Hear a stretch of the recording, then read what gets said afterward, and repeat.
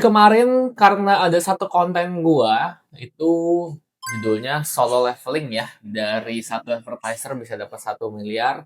Responsnya rame. Karena seperti yang lu lihat di sini, gue juga sudah melakukannya berkali-kali gitu ya di tahun 2024, 2025, murid-murid gue juga sudah melakukannya juga, menjual faceless dan sudah berhasil juga gitu ya. Bahkan interview sebelumnya, konten gue yang sebelumnya juga menginterview murid gue yang sudah sukses menjual produk digital faceless. Jadi gue harap ketika lu sudah menonton ini, lu juga lebih paham gitu ya cara atau metodenya seperti apa. Oke?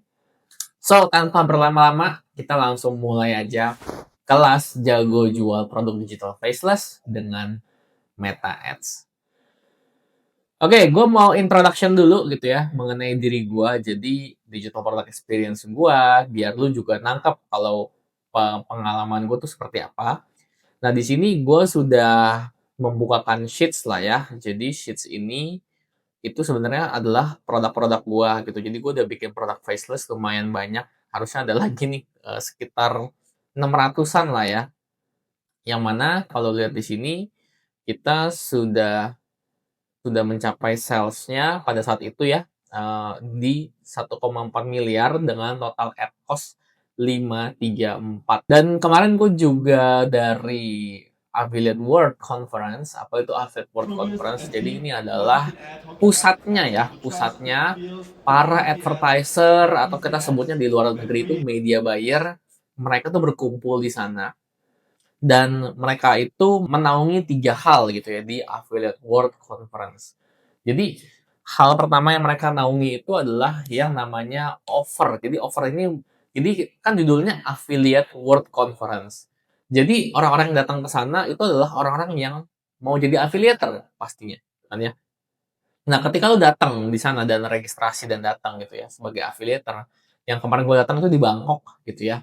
Dia setahun ngadain 3 kali kalau nggak salah, di Eropa sekali, terus di US sama di Asia. Ketika lu datang, lu bakal disuguhkan 3 macam hal sebagai affiliate. Yang pertama, kalau lu nggak punya produk, lu bisa ke booth yang namanya booth offer. Nah, di situ akan berbagai macam produk. Ada produk buat suplemen, ada produk software, ada produk aplikasi. Lu tinggal pilih aja gitu ya, lu pengen jualan apa. Nah, somehow edutech ini jarang banget muncul di affiliate world gitu ya. Karena menurut gua mungkin edutech ini bukan sesuatu yang scalable untuk diafiliatin kali ya. Karena kayak ngapain gitu. Karena edutech ini biasanya mungkin lebih ke membawa personal branding ya. Sedangkan software-software atau produk-produk lainnya itu kan langsung bentuknya adalah produk gitu ya dan subscription. Nah, jadi kalau edutech mungkin agak bingung mengemasnya. Jadi edutech ini seperti edukasi-edukasi itu agak jarang sebenarnya gitu ya, menjadi produk unggulan tuh jarang di sana. Yang banyak adalah suplemen. Itu di sana sebutnya Nutra. Jadi mengenai pelangsing, terus habis itu yang P semua lah, pembesar, pelangsing, peninggi dan seterusnya itu lumayan banyak gitu ya.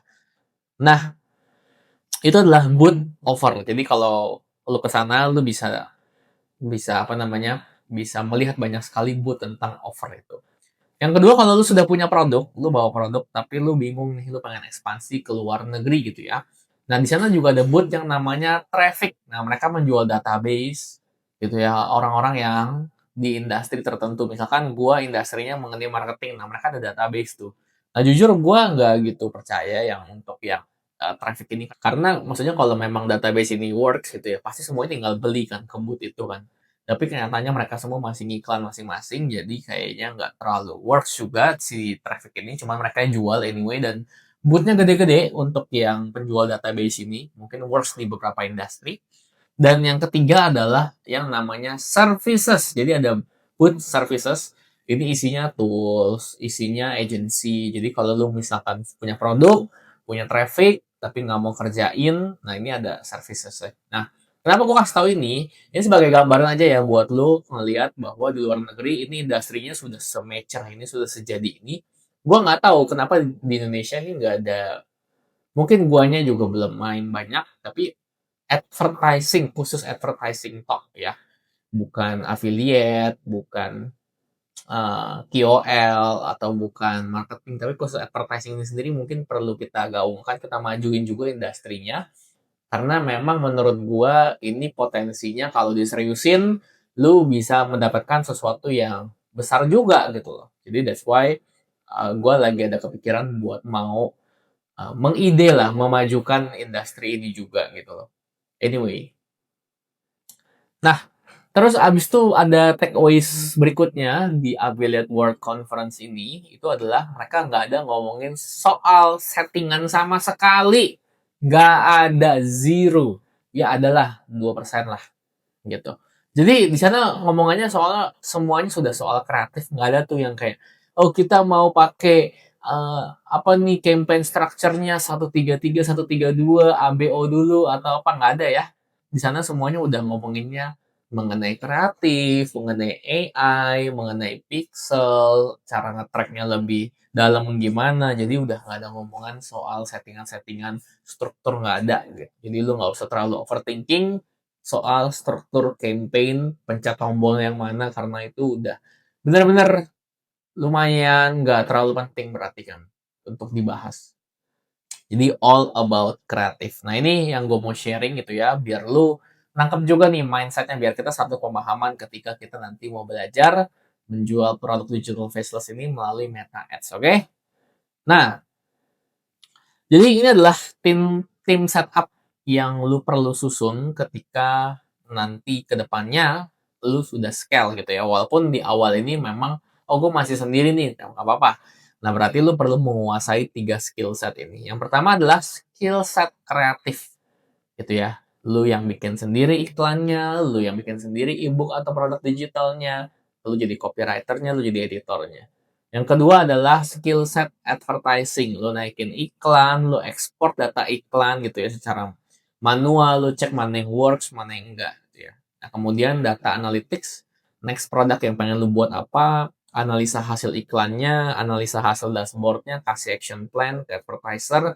Nah, kalau lu masih sendiri ya ini berarti lu kerjaan sendiri. Cuman komposisi tim ini, orang yang bikin, orang yang naikin iklan, orang yang tarik data, sama orang yang analisa, ini kalau disatuin, gue yakin lu bisa lebih cepat lagi untuk bisa mendapatkan profit. Jadi memang kadang-kadang Meta Ads ini game of speed ya. Jadi semakin cepat lu mengeksekusi atau menemukan kliknya gitu ya di dalam Meta Ads ini, maka lu akan semakin cepat juga profit. Jadi ada unsur speed di situ, speed eksekusinya. Oke, ini yang gue waktu itu sempat bikin juga di konten gitu ya. Bedanya waktu itu gue coret-coret di kertas, ini gue tulisin di PowerPoint.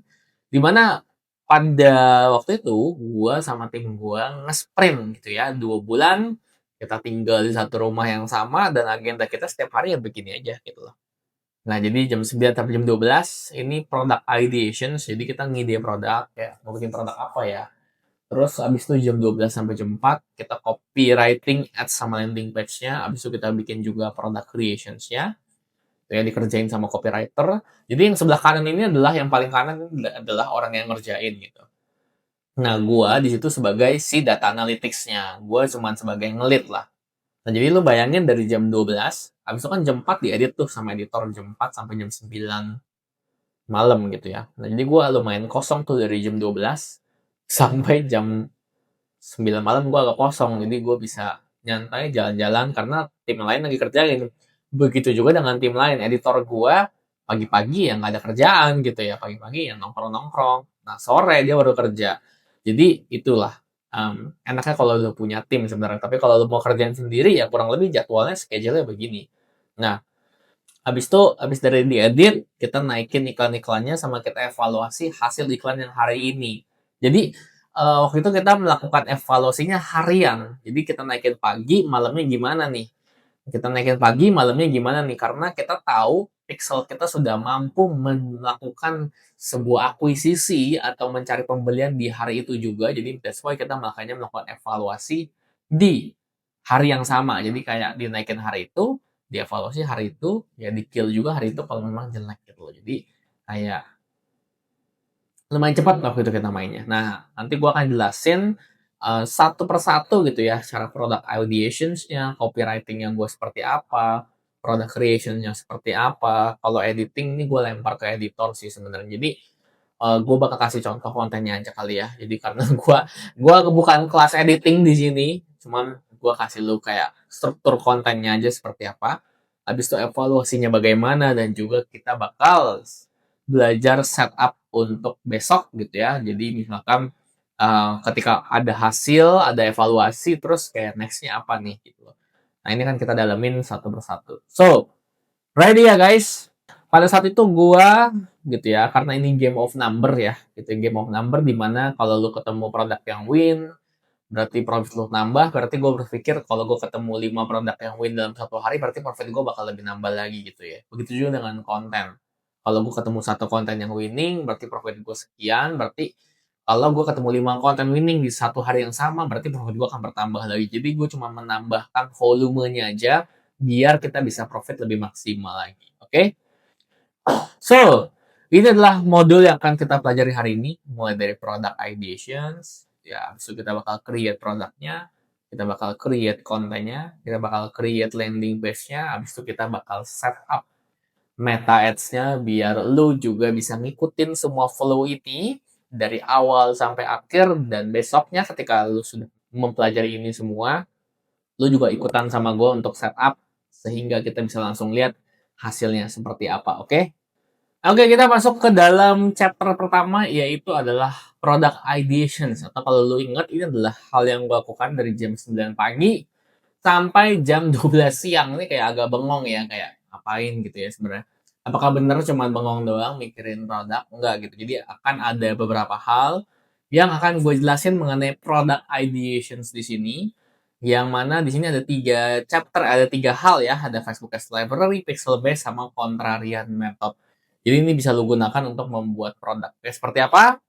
Oke. So, jadi ketika membuat produk gitu ya, gua melakukan 3 step ini gitu ya, terutama untuk ke teman-teman yang baru mau mulai nih. Mungkin kalau sudah ada teman-teman yang sudah punya produk ini nggak terlalu pusing kali ya mengenai product creation atau product ideation ini, tapi nggak apa-apa diikutin aja. Yaitu ya pertama adalah mengenai mulai dari Facebook Ads Library 35%, Pixel Base 50%, dan 15%-nya adalah explore new product atau kontrarian. Nah, maksudnya apa? Jadi ketika bikin produk baru untuk teman-teman yang baru banget mau mulai, gitu ya, gue melakukan 35% atau sekitar 3 produk ya. Kalau misalkan hari ini kita buat 10 produk, berarti 3 produknya itu dari Facebook Ads Library, gue akan coba cari 5 produknya dari Pixel, dan juga satu produknya atau 2 produknya dari coba-coba hal baru. Seperti apa maksudnya?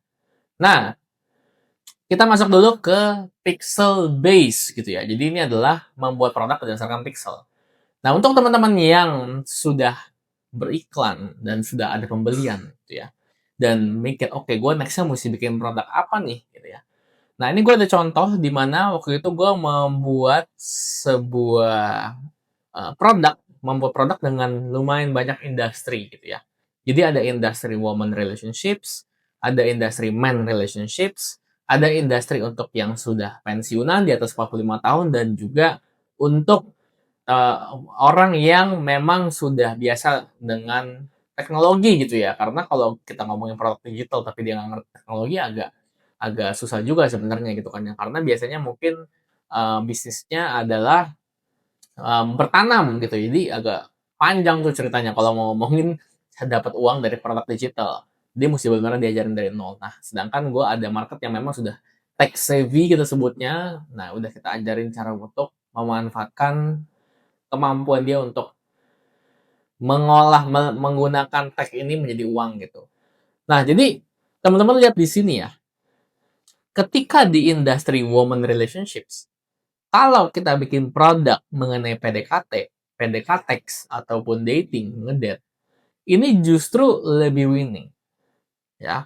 Tapi kalau kita bikin produk tentang pacaran, tentang move on, dapetin mantan, ini udah pasti di bagian woman, gitu, di bagian cewek-cewek gitu ya. Ini nggak terlalu works. Sedangkan sebaliknya, di bagian men relationships, kalau kita ngomongin tentang balikan sama mantan, kita ngomongin tentang yang plus-plus, atau kita ngomongin uh, ya mendapatkan wanita lah basically. Nah, ini pria lebih mau gitu. Sedangkan kalau masalah dating, menurut mereka ini kayak kelamaan. Ini nggak works di industri pria. Nah, makanya ini kita harus tahu nih, dari data-data yang ada, kita harus kumpulin produk-produk apa aja sih yang akan kita buat sebenarnya. Nah, ini adalah layer satunya. Kebanyakan orang tuh baru cuman berpikir dari layer satunya. Kan layer satu tuh apa sih? Layer satu ada wealth, health, sama relationships. Jadi pilih industri mau wealth, health, apa relationship. Mengenai kekayaan, mengenai kesehatan, ataupun mengenai relationship itu apa? Interaksi ya, interaksi antar manusia. Nah, kebanyakan orang berhenti sampai di situ. Oke, saya mau ajarin orang buat misalkan jadi kaya lewat apa? Jualan produk digital, lewat jualan stiker, lewat jualan apa. Nah, tapi kita harus lebih paham avatarnya tuh siapa yang mau kita tuju. Jadi katakanlah health. Health mau usianya berapa, gendernya apa, gitu ya, ketertarikan mereka apa, profesinya apa. Nah, contohnya ini idenya setelah kita masukin avatar ke dalam product ideations kita, jadi idenya adalah ebook diet untuk wanita usia 40 tahun yang kantoran. Jadi dia sebenarnya lagi pengen diet, tapi sibuk dan usianya juga udah agak lumayan gitu ya, di usia 40 tahunan. Masih bisa gak sih? Nah, ternyata ada nih ebook diet gampang 10 kilo dalam 1 bulan untuk dengan visual orang kantor yang sibuk. Nah, sehingga ketika kita menawarkan produk tersebut itu udah benar-benar spesifik ke satu industri, ke satu market tersebut dan biasanya lebih worth, lebih cepat profit lah. Kita ngomongin cepat profit ya. Kita ngomongin cepat profit dulu, bukan banyak profit atau sustain profit gitu ya. Tapi cepat profit untuk teman-teman yang oke, gue pengen cepat profit dulu di stage pertama, boleh mencoba cara ini. Oke. Nah, ini sebagai contoh mencari avatar ya. Jadi mencari avatar, waktu itu gue bikin kelas AI Automations, bukan gue yang ngajar. Gue sebagai marketingnya, ada teman gue yang ngajar. Nah, gue bikin beberapa konten gitu ya. Ada konten tentang project management atau meeting management. Ada konten tentang buat konten secara otomatis dengan AI. Ada konten tentang rekap dan rekonsiliasi nih, seperti yang teman-teman lihat di sini. Jadi AI ini bikin selisih kas dan bank bisa ketahuan secara seketika. Ini kita bisa nggak mainkan nggak ya? Teman-teman coba bisa lihat di sini ya. Tanpa punya skill coding ataupun IT, gue bikin AI accountant yang tugasnya bikin rekonsiliasi, karena kadang kasihan gitu lihat accounting gue pusing ya, ada selisih yang lumayan gede antara mutasi sama si cashnya ini yang ada habis berjam-jam buat manual reconcile. Jadi akhirnya gue buat ini AI agents membantu accounting gue, dan itu kan bisa langsung beres ketemu di mana selisih. Nah, kita coba lihat ya flow-nya seperti apa. Sebenarnya nggak terlalu ribet karena gue tinggal siapin data buat rotasi bareng sama catatan kasih di periode yang sama, terus upload ke Google Drive ini. Nah, habis itu akan diproses masing-masingnya sama si AI itu. Kemudian di bagian agents ini kita train dia untuk menjadi analis dengan 7 step. Di mana di step paling terakhir ini kita minta untuk mengkalkulasikan apa aja yang unmatched dengan benar-benar itu ada tim langsung ketahuan mana aja yang tidak match. Anyway, dia nggak terlalu teknis accounting ya. Jadi cuma mau kasih tahu lu bahwa sekarang udah bisa lo lebih AI agents yang tinggal lu upload aja, terus jadi output sesuai yang lu pengen. Tentunya si AI agents ini bisa kerja 24 jam buat lu, less drama, dan selalu kerjain apa yang lu minta. Dan buat lu yang pengen juga untuk belajar di AI agents, udah ada kelas dan juga komunitasnya, dan lu bisa akses lewat tulis video gua, atau kalau lu juga pengen dibuat ini AI automation atau AI agents. Tapi ini buat bisnis lu bisa DM gua aja ya. I'll see you around, dan kita bikin automation apa lagi. Oke, jadi kenapa ini adalah konten yang bagus gitu ya? Kenapa gue bisa bilang waktu itu gue ketika bikin konten tentang rekap dan rekonsiliasi bisa winning? Karena waktu itu gue membuka sebuah workshops gitu ya, harganya 4,5 juta juga untuk orang-orang yang pengen belajar AI agents. Jadi AI agents gue buka lewat konten ini. Terus gue tanya ketika, kan gue juga bikin konten banyak banget ya. Ketika para peserta hadir, gue tanya sama mereka, kalian belajar dari mana? Gitu untuk, kalian lihat konten gue dari mana sehingga mau ikut workshop. 70% bilang dari yang ini. Walaupun view-nya cuma 7.000 dan nggak sebanyak video-video lainnya yang view-nya 40.000, 50.000, tapi dengan view 7.000 ini bisa mengkonversi orang yang datang workshop dengan bayar 4,5 juta. Jadi itu menurut gue cukup wow ya. cukup wow. That's why penting untuk kita bisa memahami apa yang sebenarnya mereka atau avatar kita tuh butuhkan. Sehingga setelah gue tahu, oh mereka lebih banyak datang dari konten rekap dan rekonsiliasi, yaudah gue bikin banyak konten tentang rekap dan rekonsiliasi dibanding tentang bikin konten atau tentang project management. Gitu cerita. Nah, masalahnya adalah kalau misalkan lu mulai dari nol gitu kan ya, nggak ada data. Nah, itu harus gimana gitu. Nah, lu cari tahu berarti orang-orang tuh lakunya pada jualan apa. Nah, lu harus lihat Facebook Ads Library berarti.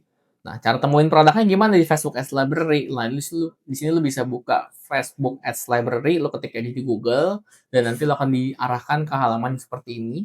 Ya, kalau sampai di halaman ini, lu bisa klik All Ads atau semua iklan kalau bahasa Indonesia. Terus pilih country-nya pilih Indonesia, terus ketik aja ebook. Nah, di situ lu lihat ebook-ebook yang memang lumayan banyak ya di duplikatnya ya, iklannya ya. Artinya lagi winning industrinya. Dan habis itu lu pelajari mengenai campaign-nya.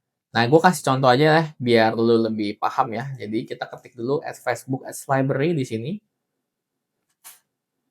Nah, terus let's say lu mau bikin ebook ya. Jadi cara pertama adalah lu ketik keywordnya. Keywordnya dulu lu ketik gitu ya. Mengenai e-book. Nah, di sini kita akan disuguhkan orang-orang yang naruh kata caption di e-booknya, jadi kayak gini, gitu ya. Ini atau di deskripsinya yang kayak gini. Dalam e-book perawatan anti penuaan, jadi ini adalah dia bakal cariin kita orang-orang dengan yang menaruh caption ataupun deskripsi e-book di situ. Nah, habis itu lo cari di sini yang bagian duplicated. Misalkan nih, oh ini ada dua kreatif nih gunain ini gitu. Mungkin dia lagi pede nih. Lagi pede kalau oh oke, gue punya lagi bagus gitu. Oke, kita lihat lagi di sini apakah ada yang menarik. Untung 1 juta tiap bulan cuma dari berkebun di rumah. Oke. Ini ebook ya. Ebook berkebun. Nah, ketika lu ketemu ada satu yang menurut lu menarik, ini apa sih ebook berkebun? Lu ketik lagi di sini lu dalemin lagi. E-book berkebun. Emang seramai itu industrinya. Nah, di sini lu bisa lihat orang-orang yang iklan tentang berkebun. Dan gue bisa bilang, lumayan profit nampaknya. Karena kalau nggak profit, dia nggak mungkin duplikat iklannya kayak gini kan. Ada iklan, iklan, iklan gitu loh. Ada iklan lagi. Jadi, something is happening in the industry. Jadi, mungkin lu bisa jadi trial ya untuk bikin e-book berkebun ini. Gitu. Nah, ini adalah cara pertama ya. Jadi, lu bisa menggunakan cara ini. Oke. Coba kita lihat ya, gue jadi penasaran.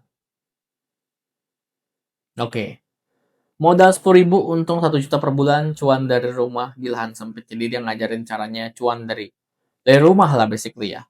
Nah, cara kedua adalah untuk mengcopy gitu ya landing page-nya orang-orang. Jadi ini yang lagi terkenal setahu gue sekarang per Januari ini adalah Scale ya untuk penjual produk digital ya.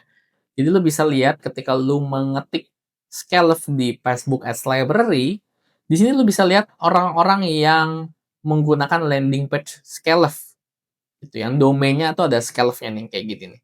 Ada My Scale, ada My Scale. Nah, di sini lu bisa lihat orang-orang yang iklan dan kita bisa lihat pada jualan apa sih di Scale ini gitu. Cara membuat produk digital. Oke. Apa yang menarik?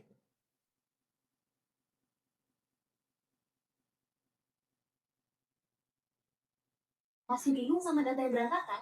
Saatnya dipermudah. Kuasai Pivotable dan buat dashboard interaktif hanya dengan beberapa klik. Pivotable, jadi tentang per Excelan. Nah, di sini lu bisa lihat ya orang-orang yang iklannya juga lumayan nih. Dia juga membuat beberapa iklan yang gue lihat mengenai Excel ya. Jadi ini bisa lu coba pelajari juga. Bikin laporan yang rapi dengan Pivotable. Jadi kayak gitu teman-teman. Uh, yang bagus adalah kalau lu bisa ketemu orang yang menduplikat iklannya tuh banyak. Sampai 10, sampai 12 mungkin kita coba ya lihat ya. Biasanya yang 10-12 itu iklan-iklan tentang tentang suplemen sih. Coba kita lihat. Ini contohnya kayak gini, 7 ads. Nah, ini berarti dia lagi winning nih, lagi lumayan winning nih, dan masih aktif ya. Lu bisa lihat sini. Terus, ya kurang lebih kayak gitu contohnya. Ini kalau lihat di sini juga banyak Nutrafort, Nutrafort, Nutrafort, Nutrafort. Ini juga dia lagi lumayan banyak menduplikat. Jadi biasanya memang industri-industri suplemen ini uh, bisa dibilang memang cuan lah ya. Oke, seperti itu teman-teman. Jadinya untuk men-spy ya, melihat melihat kira-kira apa sih ide produk yang mau kita bikin. Jadi pagi-pagi selain gue liat pixel gue juga cekin Facebook Ads Library biasanya. Gue scroll-scroll gitu kan, yang pada jualan apa sih gitu yang laku. Nah ini ketika gue jualan faceless ya. Oke. Yang ketiga adalah menjadi kontrarian. Jadi apa itu kontrarian? Kontrarian itu adalah ketika sudah banyak yang berjualan produk A, maka kita jangan ikut-ikutan doang. Misalkan nih, udah banyak nih yang ngajarin atau jualan cara bikin produk digital. Nah, jangan cuma ikut-ikutan doang. Kayak misalkan gua ngeliat udah banyak kan orang yang oke, lu bisa tajir dari produk digital, lu bisa kaya dari produk digital, dan Meta Ads itu sebagai bonus doang sebenarnya. Setahu gue ya, yang gue lihat Meta Ads itu cuma jadi bagian kecil dari cara memarketingkan produk digital. Nah, gue balik gitu loh. Ketika lu bilang produk digital lebih penting dari Meta Ads, menurut gue Meta Ads lebih penting dari produk digital. Justru dengan lu bisa Meta Ads, lu bisa menjual apapun. Jadi menjadi kontrarian tuh basically kayak gitu. Orang bilang A, lu malah ke B gitu loh. Nah, itu akan membuat diri lu juga bisa jadi stand out gitu. Contoh, ada orang yang profit dari saham Indonesia, ada orang yang profit dari saham US, ada yang profit dari saham, ada dari kripto juga. Nah, ternyata ada cara baru untuk profit dari bursa Shanghai atau Hang Seng. Waktu itu gue pernah lihat. Jadi kayak, wah ini menarik banget nih. Karena kita benar-benar nggak kebayang gitu, nggak tahu. Atau kok jualan kelas AI agents, jadi ketika hustler atau side income atau freelance itu banyak kan tentang copywriting, tentang designer, tentang social media, virtual assistant, atau editor. Nah, gue bilang, kalau lu bisa AI automation builders, nah lu di sini bakal bisa punya skill untuk menjadi side income baru gitu kan ya. That's why sekarang orang-orang yang mau nambah side income atau freelance, belajar deh AI agents, karena tanpa background IT lu bisa. Jadi kayak gitu. Gue membalik mengambil sebuah sampel yang mereka sudah biasa dan membawanya ke belief baru atau kepercayaan baru gitu, bahwa di sini lebih oke nih, masih hijau lapangannya, masih bersih banget, lu masih gampang mau dapat apapun gitu loh, semacam kayak gitu.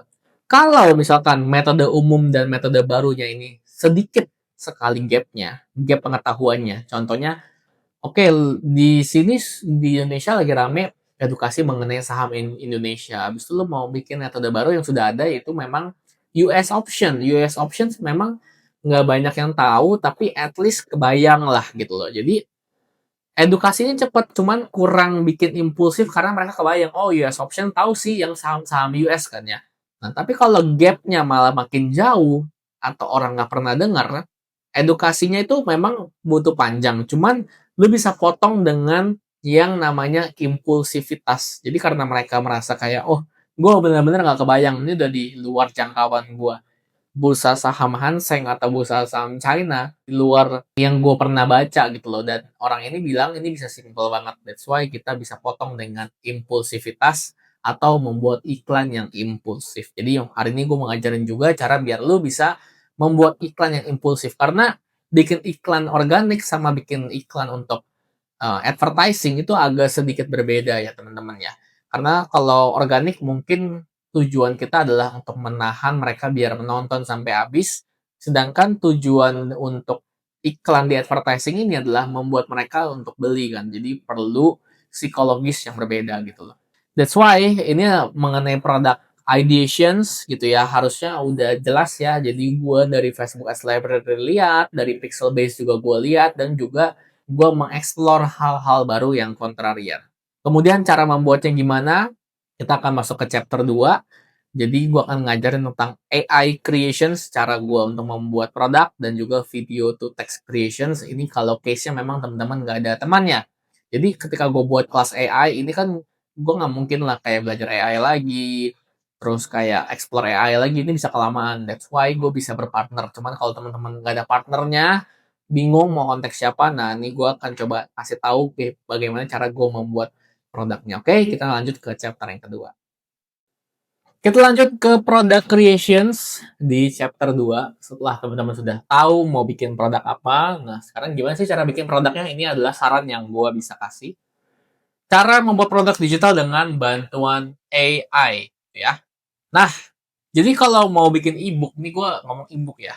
Biasanya gue menggunakan ChatGPT atau nggak Cloud untuk membuat daftar isinya lebih dulu. Jadi kalau teman-teman lihat di sini, biasanya gue bikin daftar isinya dari ide produk yang tadi udah kita buatin. Nah, daftar isinya biasanya biasanya udah jadi nih, ya kan? Dibuatin, habis daftar isinya jadi, baru kita buatin bab per bab. Nah, makanya buatkan saya, lo copy pendahuluannya apa aja, copy, di paste lagi. Nah, nanti akan jadi sebuah materi seperti ini. Jadi ini adalah create your own ebook melalui AI. Gue nggak tahu ya, teman-teman tentuin sendiri gitu ya, ini bermoral atau tidak gitu ya, karena some people says lu gila aja jualan produk cuman modal ebook. Some people say nggak masalah gitu jualan produk lewat ebook. Jadi you divine ya, lu teman-teman tentuin sendiri produk ini sesuai dengan kedamaian hati teman-teman atau enggak. Yang bisa gue pesan adalah jangan overclaim gitu ya, jangan overclaim, jangan bikin asal-asalan, been there done that gitu ya. Nggak damai lah gitu ya menurut gue. Tapi gue cuma kasih tau doang apa yang bisa dilakukan oleh AI. Jadi untuk baik buruknya teman-teman yang bisa tentukan sendiri. Oke? Ada juga waktu itu gue mengubah form produk. Jadi yang tadinya gue bikin semacam ya webinar gitu ya 4 jam. Habis itu gue record. Habis itu gue masukin ke Evernote. Habis itu jadilah sebuah teks yang gue jadiin sebuah buku. Jadi ini juga menarik juga untuk membuat produk berdasarkan misalkan teman-teman punya kompilasi gitu ya, pernah ngajar di mana atau recording apa. Teman-teman masukin aja ke AI, disuruh jadiin teks atau jadiin ebook atau jadiin buku, itu AI udah bisa punya kemampuan itu. Nah, ini lebih better menurut gue dibanding cuman kayak ada AI habis itu udah. Atau teman-teman mau ngubah format yang sudah ada. Contoh, waktu itu gue ada ebook cara dapat cuan lewat menulis online. Nah, ternyata dibuat grup juga bisa juga gitu. Ada juga yang jualan grupnya dan laku juga gitu loh. Jadi, mengubah format produk digital juga boleh. Jadi, produk digital itu nggak harus selalu bentuknya e-book ya teman-teman ya. Bisa jadi bentuknya adalah audio, video, kelas online, atau akses kayak Telegram, Discord, itu bisa diuangkan semuanya. Jadi, teman-teman pilih nih, mau format yang mana. Gitu ya. Nah, mungkin yang sama sering sekarang terjadi adalah ebook. Padahal menurut gua pribadi ya, yang paling bagus tuh sebenarnya formatnya bentuknya akses gitu ya. Telegram, kalau e-course ya oke lah, masih masih bisa lah. Cuman menurut gua akses ini menurut gua cukup underrated gitu ya, karena di situ lu bisa bilang kayak guys, komen udah lumayan nggak terfilter. Makanya gue di sini membuatkan grup khusus untuk teman-teman yang kita bisa diskusi, bayar tapi ya per bulannya, entah itu 50.000, 40.000 per bulan, kan lumayan membership gitu. Jadi kayak menurut gue jual akses nih menarik sebenarnya. Ya, oke, boleh teman-teman pertimbangkan. Itu mengenai product creations, oke? Jadi teman-teman sudah paham di situ. Nah, selanjutnya gue akan selanjutnya untuk mengenai produk gitu ya, dari ide produk sampai dengan pembuatan produk teman-teman sudah bisa gitu ya membuatnya. Sekarang kita akan fokus untuk membuat konten iklannya, karena kalau kita nggak bikin konten iklannya ya percuma. Dan apalagi di Meta Andromeda sekarang ini, yang paling penting itu adalah konten iklan ya. Jadi that's why gue mau jelasin ke teman-teman mengenai konten iklan, karena dari 2019 ketika gue masuk ke industri ini, gue juga sudah beriklan, sudah membuat konten iklan, di mana pada zaman itu gue membuat 4 konten iklan doang per minggu, sehingga selama 2 tahun berarti ada 416 konten iklan yang pernah gue bikin, dan gue bisa ngeliat mana yang works dan mana yang enggak. Dari situ gue ngerasa kayak gue mesti nambahin deh volumenya. Sehingga gue nambahin jadi 4 konten iklan per hari. Jualan produk digital pada saat itu masih ebook gitu ya. Masih belum rame lah, ebook kan masih belum rame gitu. Dulu gue jual mengenai relationships karena gue punya media juga tentang relationships gitu ya. Lu bisa cek namanya Kedai Cinta Kamu tuh dulu gue punya. Udah gue jual medianya. Habis itu ketika gue bikin 4 konten iklan per hari ini juga lebih works dan akhirnya ketemu 1.440 konten iklan per tahun sehingga dari 2021 sampai 2024 berarti gue sudah membuat 5.760 konten iklan dalam jangka waktu berapa nih 4 tahun ya. Dan total berarti gue sudah membuat dari 2019 sampai 2024 berarti nggak terhitung 2025. Ini gue 2025 belum gue hitung gitu ya. Gue sudah membuat 6.000. Nah 2025 gue bisa udah 10.000 berarti kan 10.000 konten iklan. Nah ini gue benar-benar udah bisa memahami ya, maksudnya bisa melihat ya kayak kayak lu dengan industri lu masing-masing lah, kayak apa yang bakal works, apa yang nggak works. Jadi gue mau share aja apa yang works dan gak works menurut pemahaman gue selama gue membuat konten iklan dari tahun 2019. Oke? Jadi lu bisa langsung profit. Oke, gue sudah spend lebih dari 5 miliar, lebih dari 20 ad account dan segala macam. Gue buat banyak video ad account dibanding single image ataupun carousel. Jadi gue memang lebih suka buat video. Abis itu single image karena buat gue pribadi lebih gampang aja, carousel agak ribet gitu ya, selain uploadnya agak males. Uploadnya agak males sama nggak jauh beda sama image buat gue pribadi. Gue memilih untuk kayak kita buat video sama single image aja lebih banyak. Dan ini adalah rumus yang gue temukan ya, intinya ketika membuat konten iklan yang akan gue jelaskan. Yang intinya adalah 4 indikator ini. Ada yang namanya output, ada yang namanya resiko, ada yang namanya durasi, ada yang namanya usaha dan pengorbanan. Jadi basically, lo tinggal putar-putar aja di bagian 4 ini.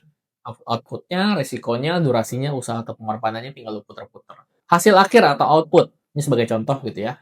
Ada 2 produk, yang satu sedot lemak, yang satu ebook diet keto. Harga 50 juta, harga 50.000. Nah, gimana caranya bisa bikin ebook ini laku? Ya, kita bilang ebook ini itu bukan ebook diet keto, karena gue masih sering tuh ketemu kayak tadi misalkan gue ketemu satu produk konten iklannya tentang pivot jago tabel pivot Excel. Menurut gue, mending lu langsung kasih tahu aja pivot Excel tuh buat apa gitu loh. Dibanding lu juga ngomong course jago pivot table. Contoh, oke pivot table biar analisa lu lebih lebih mendalam nih. Analisa mendalam buat apa? Biar lu bisa lebih profit lagi. Ya udah tinggal lu bilang gitu loh. E-course Excel Mastery biar lu bisa lebih profit lagi di bisnis lu. Kan lebih enak dibanding e-course pivot table buat bisnis, pebisnis. Bingung gitu loh kayak apa pivot table, jujur gue pernah belajar bahan gue lupa. Tabel pivot itu buat apa? Oke, anyway. Jadi yang lu jual itu adalah hasil guys, output. Kita ngomongin output itu yang mereka mau di konten iklan kita. Yang mereka mau adalah kurus, mudah dan murah sehingga kita yang kita jual adalah hasil akhir. Mau itu diet keto kayak, mau itu perawatan kayak, mau itu sedot lemak, mau itu obat, I don't care gitu loh. Selama audiens kita bisa mendapatkan kurus dengan mudah dan murah, mereka pasti sikat, mereka pasti gas gitu loh. Nah makanya that's why tadi yang balik lagi ke course pivot table tersebut ya Excel ya.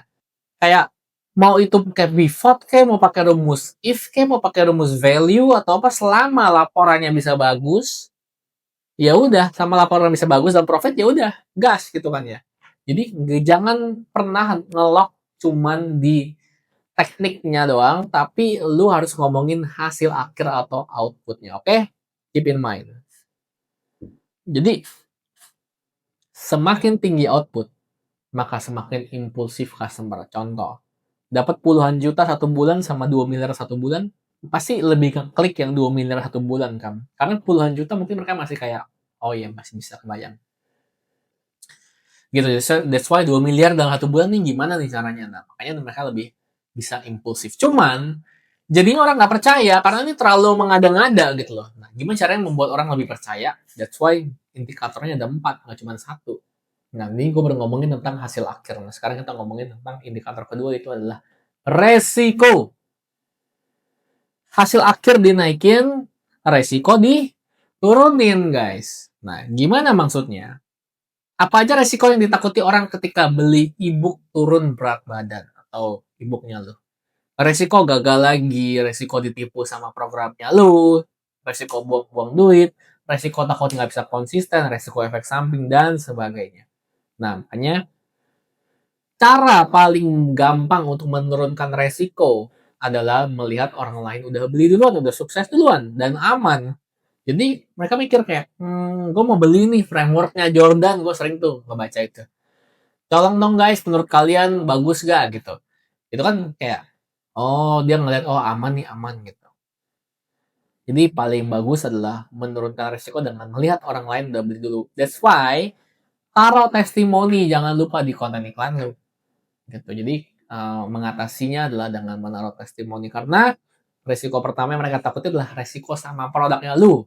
Apakah lu scam, apakah lu cuma chat GPT yang mereka juga bisa lakukan atau bukan. That's why perlu testimoni atau proof. Kemudian resiko yang kedua yang mereka takutin adalah selain karena produk lu, mereka juga sama diri sendiri kan. Ini gue beneran bisa jalanin gak ya? Ragu lah. Makanya lu kasih garansi atau uang kembali kalau mereka nggak works atau mereka nggak puas, ya kasihlah uang kembali gitu loh. Karena dengan begitu mereka akan merasa kayak, wah gue safe nih ketika gue mau membeli produknya lu. Gitu. Jadi sejauh ini, cara menurunkan resiko yang paling ampuh adalah dengan cara before after ini udah paling works, perbandingan hasil sebelum dan sesudah, dan juga cerita nyata dari pengguna. Jadi itu hasil akhir udah tentang output, resiko udah kita bahas. Sekarang kita bahas mengenai durasi, time delay. Nah, kalau lu berhasil mengurangi durasi, itu akan membuat orang menjadi impulsif juga. Jadi lu tambahin tadi dapat 2 miliar, outputnya lu tinggiin. Resikonya lu turunin. Lu kalau nggak dapat 2 miliar, lu uang lu balik. Terus sekarang durasinya. Ini berapa lama dapat 2 miliar? 1 bulan, 2 minggu, 1 hari gitu ya. 1 hari lagi garansi, oh, lebih gila lagi kan. Nah, jadi kalau lu bisa mengurangi delay time dari mereka bayar sampai mereka dapat hasil, nah mereka akan semakin impulsif. Jadi semakin cepat semakin baik. Dan kalau memang butuh waktu, contoh banget nih, gue dulu punya digital marketing agency, dan untuk mendapatkan penjualan biasanya ada 3 bulan. Nah, tapi gue butuh semacam cara ngomong yang lebih baik gitu. 3 bulan kelamaan nih gue bayar lu misalkan 10 juta gitu ya per bulan. Terus 30 juta gue keluarin baru dapat hasil penjualan satu ya nggak cengli. Nggak cengli. Ya nggak worth lah gitu loh. Nggak oke gitu kan ya. Nah makanya kalau mau digocek-gocek gitu ya, bikin result terdekat tercepat. Jadi sebelum dapat pembelian dapatnya apa? Calon pembeli atau leads. Ya aku bilang, ya lu kalau mau pembelian ya sebenarnya lu kan yang closing di bagian lu. Tapi kalau lu mau ada yang setidaknya nih minat beli nih, ya besok atau hari ini juga gue pasang juga ada yang minat beli. Gitu. Cuman along the way lu coba deh liatin lu bisa gak closing dengan cepat tim lu gitu. Dengan WA dengan tim sales yang lu gitu. Jadi kayak gitu. Jadi setelah deal mau dapat orang yang mau beli langsung juga oke. Jadi semakin cepat hasil akhir didapatkan, maka semakin impulsif seorang customer. Resiko hasil akhir udah kita bahas, resiko udah kita bahas, durasi juga lu juga udah paham. Jadi kalau lu bisa semakin kurangin durasinya semakin bagus.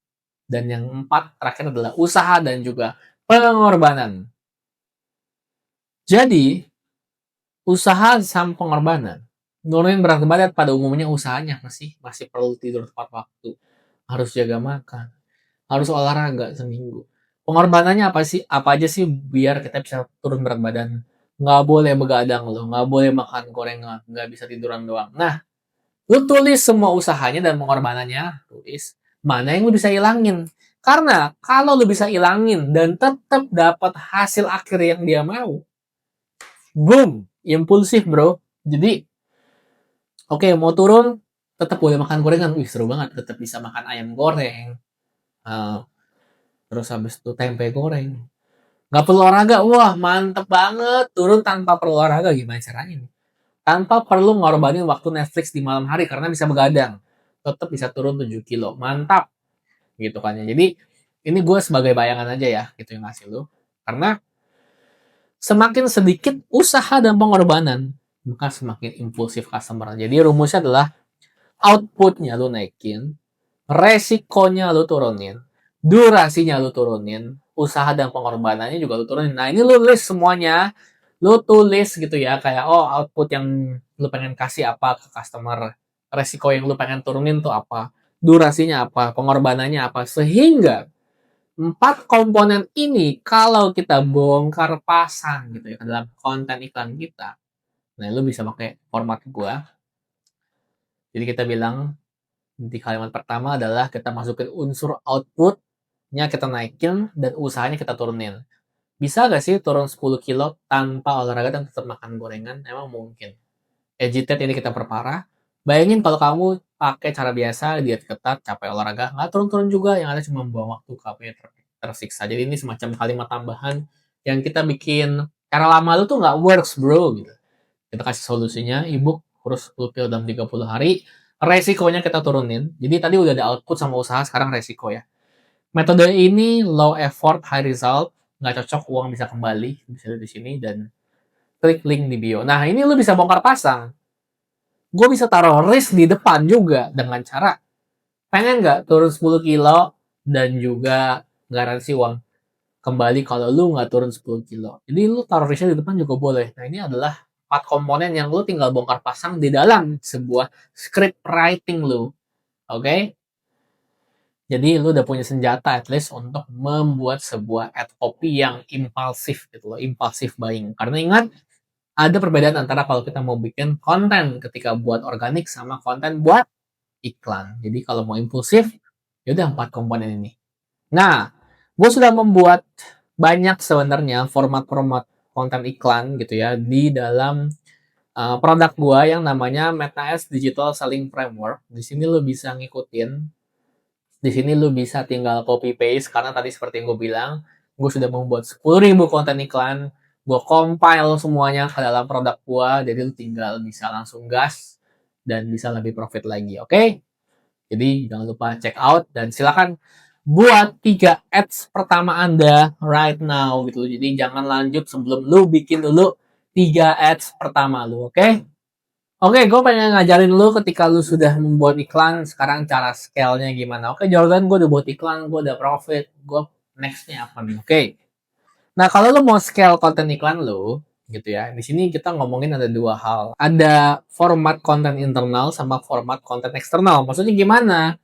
Di internal, lu bisa otak-atik format konten lu bisa otak-atik message dari konten lu bisa otak-atik visual dari konten lu. Kalau dari eksternal, eksternal artinya orang lain yang buatin konten lu ya, bukan lu sendiri tapi orang lain, lu kasih ke orang lain. Nah, gua akan kasih pilar konten yang bisa lu bikin atau lu minta orang lain buat buatin, oke? So, gimana caranya kita memperbanyak kreatif kita? Dengan cara yang pertama adalah scale ad formatnya. Jadi let's say lu udah ngiklan, udah bikin konten iklan, habis itu lu udah publish gitu ya, lu gas gitu iklannya. Nah, habis itu ada yang iklan pertama 2 pembelian, iklan kedua 1 pembelian, iklan ketiga ini 0 pembelian. Yang 0 pembelian ya udah nggak usah dibuat lagi. Iklan yang ada pembeliannya, entah itu 2 pembelian atau 1 pembelian, lu berarti bisa ubah formatnya. Nah, di sini dari video ya lu cobalah buat carousel. Dari carousel lu buatlah image. Yang tadinya mungkin ininya image ya lu buatlah videonya dengan hook yang sama. Jadi di situ. Nah, karena dengan mengubah formatnya, lu bisa menjangkau profit-profit baru. Oke, lu bisa menjangkau profit-profit baru karena message lu sudah win. Message lu sudah winning. Lu tinggal ubah doang format kontennya dari image ke video, video ke carousel, dan di situ orang-orang akan lebih banyak lagi yang pengen beli karena ketika sudah win satu message, bisa jadi lu kalah di format. Karena ada yang, aduh gue gak suka nonton video, gue suka baca. Nah, ketika orang lu buatin image, ini bakal lebih relevan sama orang yang lebih suka baca dibanding nonton video, oke? Jadi jangan lupa ketika sudah ketemu win message, lu ubah formatnya. Nah, disitulah lu punya konten baru, oke? Nah, yang tadinya konten iklan yang ada pembelian, cara beriklan buat pemula. Format sekarang, video. Nah, format berikutnya berarti single image. Kemudian yang kedua, message-nya ada sama nih kejadiannya. Konten 1 dengan message 1 ada 2 pembelian, konten 2 ada 2 pembelian, konten 3 ada 0 pembelian. Nah, ini terjadi di gua gitu ya. Ya udah gua gabungin aja antara message 1 sama message 2. Contoh, pesan 1 message-nya adalah pemula yang ingin cepat dapat hasil belajar Meta Ads. Pesan 2 takut buang duit atau buang budget ketika belajar Meta Ads. Ya udah gua gabungin aja jadi satu gitu loh. Kamu bisa langsung profit setelah menerapkan framework ini, jadi kamu nggak perlu buang uang karena kamu langsung bisa lancar Meta Ads. Nah, ini bisa membuat sebuah profit baru dalam sebuah konten iklan. Ketika gue gabungin, ini bakal jadi profit baru gitu ya. Karena message ketemu message digabungin yang win, ya udah jadilah sebuah message yang sangat powerful karena setiap kalimatnya ini adalah menyentuh emosionalnya mereka. Jadi message-nya lu gabungin. Kemudian, ini ada juga yang menarik gitu ya. Nah, lu ubah visualnya. Kalau tadi, misalkan konten lu yang ada pembelian ini, itu adalah lu pakai gambar orang lain gitu ya, dari free pick, atau lu pakai gambar langit. Cobalah lu ganti visualnya sekarang lu yang ngomong gitu di depan kamera. Halo guys, lu pengen belajar Meta Ads? Kan beda kan? Beda loh feeling antara ketika konten iklan lu itu pakai video stock sama konten iklan lu pakai muka lu, itu beda. Itu orang yang mau beli itu beda. Nah, waktu itu ada kejadian lucu di mana gue pikir dengan menggunakan muka gue lebih baik gitu. Karena ibaratnya kan gue yang bikin frameworknya. Ya gue yang maju lah. Nah, ketika gue ganti ke video stock, kayaknya jangan pakai muka gue deh. Kayak visualnya muka dari free pick aja lah dari orang-orang dari video stock itu. Jangan pakai muka gue. Baru ada pembelian setelahnya. Jadi gue mikir kayak, oh ya ya ya mereka kan dari iklan datangnya. Nah karena datang dari iklan, ya mereka juga trust issue lah nih orang siapa nih. Mendingan muka-muka yang mereka familiar aja video stock aja tuh yang mereka setiap hari liatin gitu kan ya. Itu hipotesis gue. Cuma anyway, ubah jadi dari gambar stock jadi foto asli, dari foto asli jadi full tulisan, dari tulisan jadi infografik, jadi meme, jadi screenshot, jadi kayak dengan message yang sama tidak merubah message sama sekali, lu mengubah visualnya atau estetiknya, ini bisa membuat konten lu lebih winning lagi. Jadi jangan meremehkan ad visual, jangan cuma puas bikin sekali habis itu udah, oke? Okay? Nah ini adalah eksternal.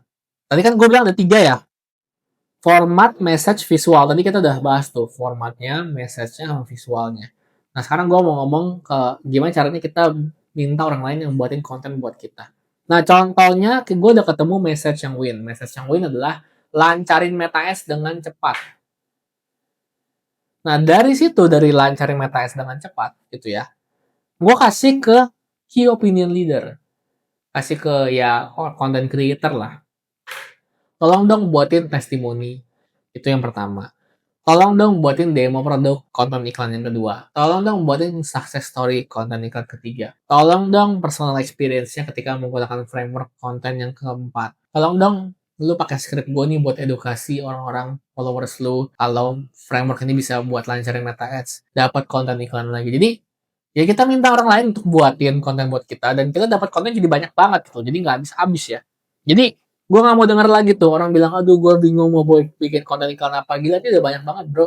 Lu ketemu satu message yang win aja, ini bisa dipecah jadi banyak banget. So stop bilang lu kehabisan konten iklan, oke? Okay? Dan kalau lu mau lebih gede lagi, jadi ini kan adalah add content iteration yang tadi kita pelajari. Kita ubah formatnya, kita ubah message-nya, kita ubah visualnya, kita ubah pilarnya. Nah ini kalau lu mau ngiklan lebih gila lagi, fontnya lu ubah, suaranya lu ubah, rasnya cowok sama cewek juga beda, rasnya apakah orang Jawa, apakah orang Chinese, apakah orang Timur gitu loh. Jadi ini juga bakal beda lagi, apakah ad account-nya, apakah pixelnya, apakah operatornya yang bikin fanpage-nya, nah lu otak-atik obrak-abrik tuh coba semuanya, lu coba kulik dan juga jangan lupa untuk fight kompetitor juga yang works seperti apa konten iklannya, terus abis itu masukin ide-ide yang fresh juga, jadi keep eksperimen. Nah ini adalah cara scale kreatif, oke? Okay? Jadi at content creations harusnya udah beres, udah nggak ada lagi tanya-tanya, nggak bingung-bingung lagi gitu ya gimana cara bikin konten iklan karena sudah gue kasih strukturnya seperti apa. Oke? Oke, kita lanjut ke landing page creations. Nah, landing page creation ini sebenarnya sudah gue rujuk saja ya, gue jadiin satu aja ke video yang sebelumnya. Jadi Gua pengen ngasih lihat ke lu bahwa landing page gua semuanya juga tinggal gue duplicate aja dari berbagai macam produk yang pernah faceless yang pernah gua bikin gitu ya. Ini adalah hasil duplicate, jadi gua cuma pakai satu metode ini gitu ya. Jadi ini udah gua buatin, lu bisa masukin ke AI, ChatGPT untuk minta dibuatkan juga landing page-nya. So, lu bisa langsung bisa profit, oke? Jadi untuk yang ini struktur PAS silakan digunakan dan duplikasi berkali-kali karena hari ini gue juga masih menggunakan landing page yang satu ini, oke? So, nah satu hal yang pengen gue kasih tahu adalah ketika di landing page, jadi kan kita ngomongin yang namanya funnel ya teman-teman. Jadi sebisa mungkin ketika ini adalah ini landing page ya, landing page. Di sini kan lu menjual sebuah front, gue bilangnya front produk ya, yang mungkin harganya berapa? 99 sampai 200k gitu ya, around segini 99 sampai 200k.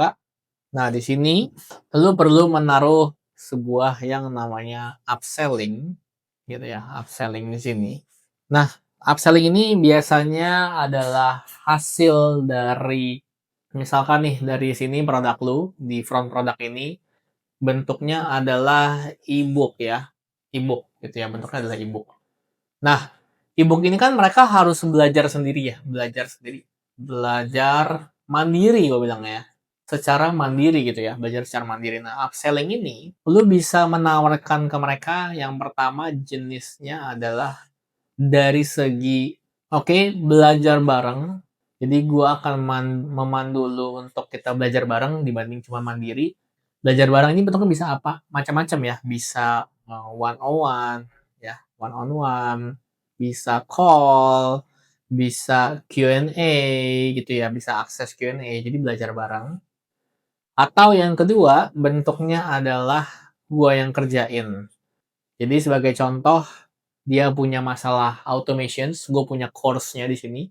Ini adalah course automations yang harganya adalah 200k, let's say, gitu ya. Terus habis itu dari upselling ini setelah mereka beli, nah ada upselling yang bisa kita taruh di halaman pembelian gitu, di mana mau nggak belajar bareng, jadi nggak belajar sendiri, nggak cuma belajar dari course, tapi kita belajar bareng, kita bisa one on one, lu bisa one on one, lu bisa tanya, lalu tambah aja sekitar 499k, itu boleh. Atau lu beli automation karena lu pengen beresin sesuatu, gue aja yang beresin deh. Jadi I will do it for you. Nah ini harganya bisa di 10 juta karena gue akan beresin. Jadi namanya juga upselling ya. Jadi harganya tentunya lebih mahal ya dari harga utamanya. Karena masalahnya berbeda. Jadi ini dia belajar mandiri, ini belajarnya bareng, ini ya kita yang beresin buat dia. Ini gue yang beresin aja buat lu. Jadi itu adalah jenis upselling yang cukup normal dan cukup basic dan biasa.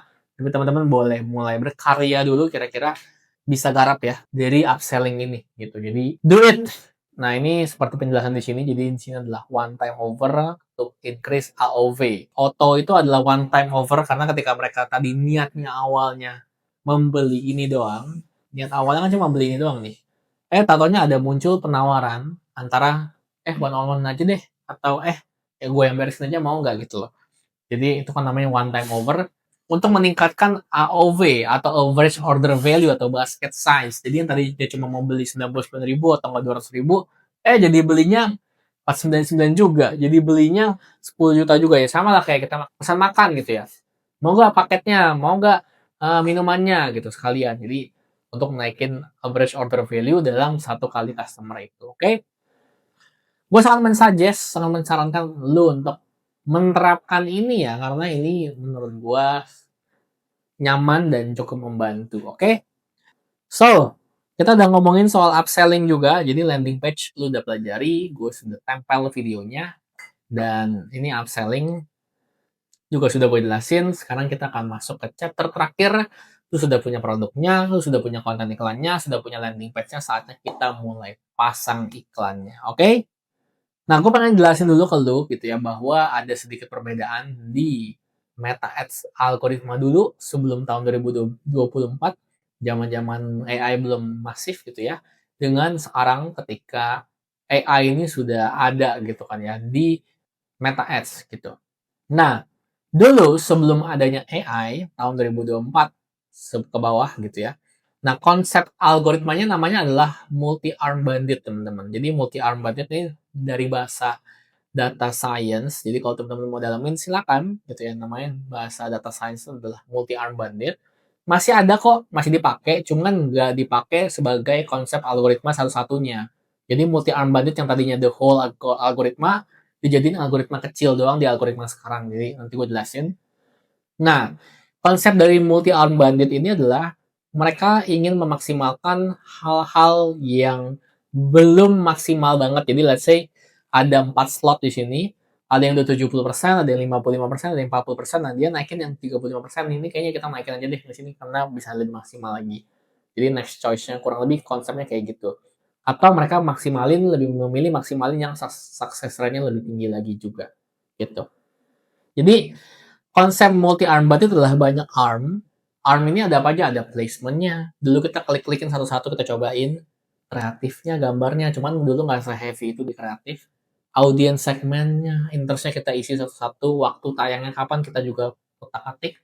Sehingga kita bisa mendapatkan conversion leads ROAS yang sesuai dengan pilihan yang kita mau. Dan sistem bisa menemukan kombinasi mana yang paling bagus. Jadi yang di kotak-atik adalah dashboard-nya ya, interestnya dipakein satu, digabung-gabungin, asset A sama asset B, asset yang winning dijadiin satu, dan seterusnya, seterusnya. Jadi, ini adalah konsep multi-arm bandit. Sedangkan, sekarang, konsep itu sudah dikerjakan oleh AI, sehingga fokus kita adalah sekarang di bagian konten. Karena, ketika orang membuka Facebook, jadi konsep algoritma sekarang adalah namanya retrieval. The new way ketika nanti akan ada orang yang mau buka Facebook gitu ya, orang baru buka IG atau Facebook, langsung dibaca behavior-nya dan disuguhkan konten gitu ya, yang sekiranya cocok dengan behavior tersebut. Jadi langsung nih, konten mana nih yang pas. Yes. Nah, tentunya kita pengen ketika target market kita melihat atau disuguhkan konten adalah konten-konten kita. That's why kita perlu banyak bikin konten yang cukup masif dengan berbeda format sehingga audiens kita juga paham bahwa oke, ini cocok banget buat gue dan ternyata gue pengen beli gitu loh. Nah, tingkat persentase kecocokannya di sebelah sini ini antara user dan juga kreatif ini baru digunakan si MAB itu atau multi arm bandit sehingga kumpulan iklan yang sudah lolos seleksi dan siap ditampilkan target market baru dikasih gitu kan ya. Jadi fokusnya tuh bukan di dashboard lagi karena dashboard udah dikerjain dengan AI gitu ya, sehingga fokus kita adalah mengutak-atik kreatif yang sesuai gitu. Jadi setiap hari bikin kreatif, bikin kreatif, bikin kreatif gitu. The old way berdasarkan ChatGPT adalah fokus pada kombinasi CBO, ABO, berapa konten ads dalam satu campaign dan seterusnya. The new way karena cari kombinasi sudah dikerjakan oleh AI sehingga fokusnya adalah banyakin chance munculnya konten kita di target market. Jadi targeting adalah konten ads. Maksudnya targeting adalah konten ads adalah ketika kita bilang kayak guys, gue jualan spidol di sini. AI sudah bisa membaca bahwa oh ini orang jualan spidol, ya kan? Sehingga gue akan ditargetkan ke orang-orang yang lagi nyari spidol atau behaviornya suka dengan stationery atau spidol gitu loh. Jadi that's why kita perlu spend time lebih banyak buat bikin strategi konten iklan biar lebih banyak dimunculin target market kita, oke? So, ini adalah struktur yang gue gunakan setiap kali gue melakukan publishing meta ads gitu. Jadi, yang pertama adalah gue menggunakan struktur 133, jadi hampir semuanya 133. Kita coba lihat aja dashboard gue gitu ya. Teman-teman bisa lihat di sini di mana gue recordnya tanggal 16 Januari dan ini adalah konten iklan baru semua karena startnya di 16 Januari. Teman-teman bisa lihat di sini. Kalau gue selalu ketika konten baru ada satu campaign di sini 16 Januari dan setiap campaign megang 3 adset dan setiap adset biasanya memegang 3. Teman-teman bisa lihat di sini 3 ya. Ini juga 3. Nah, oke, beda-beda ya. Nah, gue biasanya memecah si campaign ini berdasarkan segmentasinya. Oh, ini kreatif, ini yang industrinya produk digital, ini yang ngomongin tentang budget. Jadi ini berbeda-beda gitu ya. Dimana biar gue gampang sih, gue lagi mengklasifikasikan si satu campaign ini ke dalam apa gitu. Nah, di dalam salah satu dashboard ini, karena gue banyak banget punya ad account ya, dalam salah satu ad account ini sebagai contoh aja gitu ya. Tadi gue bilang di mana gue 133, habis itu yang works itu gue jadiin 131 biasanya. Sebagai contoh adalah manual bid ini. Nah, manual bid ini tadinya satu konten doang. Ini gue coba-coba dan ternyata nggak works. Jadi teman-teman, kemarin itu gue lagi ada satu hal. Jadi gini teman-teman, ini kan mati ya. Jadi waktu itu gue masih masih berpikir kalau misalkan lagi ada manual bid yang bagus, ada campaign yang bagus, gue taruh konten iklan di tengah-tengah, jadi bagus apa enggak? Hasilnya enggak ya teman-teman ya. Gue sudah buktikan sendiri, kita fokus sama campaign ini. Kita fokus sama campaign ini dan kita lihat di sini dia runningnya tanggal 7 Januari. Berarti tanggal 8 lah kita lihat ya. Oke, tanggal 8 dia oke ada pembelian. Untung masih untung dengan satu konten doang. Teman-teman bisa lihat di sini tanggal 9 ini masih satu konten doang ya teman-teman ya. Teman-teman lihat amount spend-nya. Ya, cuma satu konten doang, ini yang ini nggak ada. ROAS-nya masih oke. Tanggal 10 nih oke. Tanggal 11. Bentar. Oke, ini tanggal 12 masih satu konten doang. Lumayan bagus ya. Jadi yang running cuma satu konten, konten ini nggak running sama sekali. Tanggal 13 masih satu konten, cuman mati di tengah. Tanggal 14 oke, masih bisa profit juga dari satu campaign ini tanggal 15. Oh, ini. Jadi campaign ini merusak ketika gue sudah menambahkan konten baru ini, terus tiba-tiba jadi kayak jelek gitu loh. Nah, makanya gue akhirnya memutuskan untuk oke, 131 nih sudah oke, sudah fine. Gue nggak mau nambah-nambahin konten-konten lagi di tengah jalan. Oh, ini dia nih, tanggal 13 ya. Jadi tanggal 12-nya fine, teman-teman bisa lihat di sini. Oke, tanggal 12 gue happy banget bisa dapat dari satu campaign, ini cuma satu campaign ya. Satu campaign kita bisa dapat 1 juta, teman-teman. 1 juta rupiah dari satu campaign. Oke, gue besoknya gue coba cek. Oke, gue tambahin konten baru. Nah, ini teman-teman spending dan gak jalan. Habis itu tanggal 14-nya jadi jelek lagi. Tanggal 15-nya gue lumayan slow down. Dan tanggal 16-nya kita lihat kayaknya nggak ada hasil lagi gitu ya. Jadi teman-teman ketika ada manual bid yang lagi ngegas gitu ya, jadi jangan ditambahin konten iklan di tengah-tengahnya, pesannya adalah seperti itu. Karena ini bisa jadi jelek. That's why jangan suka nambah dan kurangin konten di tengah-tengah. Oke? Okay? Jadi yang pertama adalah struktur campaign gue 133. Ada yang broad, ada yang interest gitu ya. Jadi memberikan opsi kepada Meta konten mana yang bakal dimenangin sama dia. Yang dimenangin dari 3 konten tersebut gue jadi 131. Adset-nya sama, campaign-nya sama, advantage plus, cuma beda satu konten doang megangnya. Lalu gue manual bid biar akselerasi result seperti yang tadi teman-teman lihat. Lumayan gitu manual bid, lu bisa dapat 1 juta dari profit ya, 1 juta dari satu campaign. Nah, itu belum termasuk dengan campaign-campaign yang lain. Itulah manual bidding. Nah, ini gue jelasin sederhana ya. Manual bidding ini sebenarnya materinya agak advance, jadi gue jelasin secara cepat atau gambaran umumnya aja. Kalau lo masih bingung, lo bisa gabung workshop gue aja, karena manual bidding biasanya gue cuma jelasin di workshop. Butuh waktu soalnya. Nah, penjelasan sederhananya adalah Meta Ads ini kayak lagi jualan makanan, lagi jualan mainan ya. Nah, banyak anak rebutan sini, advertiser kalian ini lagi rebutan mainan ini atau audiens impian ini. Anak yang nawarnya paling niat secara skor dapat mainannya, tapi bayarnya cuma sedikit lebih mahal dari anak nomor 2. Nah, ini kalau lo mau tahu metodenya namanya adalah VCG Matrix. Silahkan di-explore. Itu nama data science-nya adalah VCG Matrix. Nah, ini lo coba masukin ke ChatGPT, lo coba pelajari sendiri biar lo bisa win di manual bid. Karena tujuan dari manual bid adalah biar kita bisa menguasai gitu ya target market, biar kita bisa dapat target market yang kita mau kan sebenarnya gitu.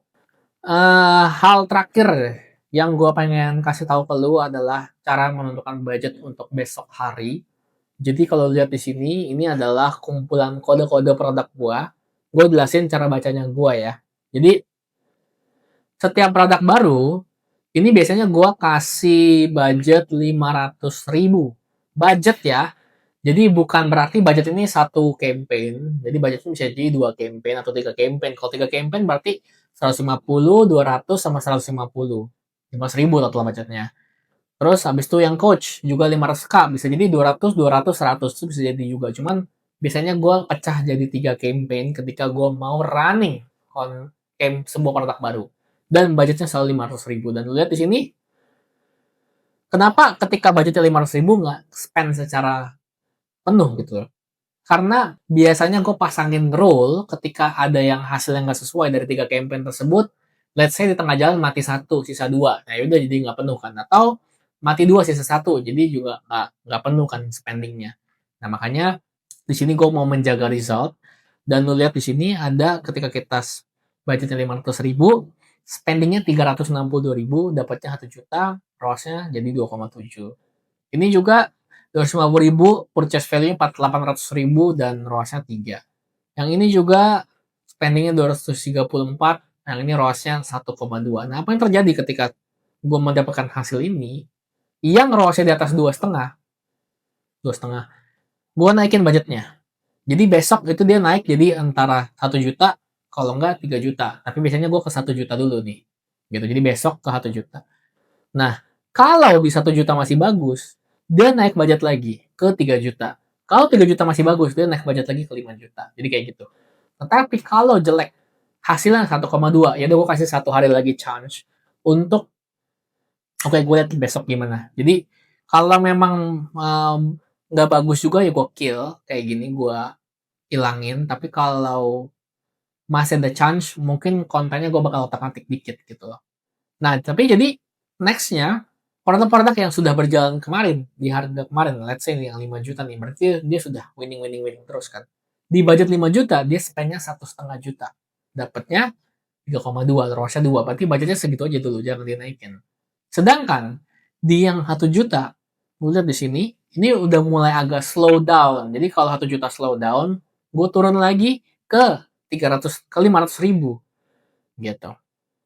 Nah ini juga, ini udah berhari-hari ini berarti ini nggak bagus, kita kill aja. Kalau di 3,5 juta dia masih bagus, 3,5 juta spendingnya 900.000, dapatnya 2,3, ROAS-nya 2,5, naik budget ke 5 juta besok. Gitu. Begitu juga dengan yang ini. Jadi total kita akan mendapatkan ROAS yang lebih bagus, on average bisa jadi 2 lah ini ya.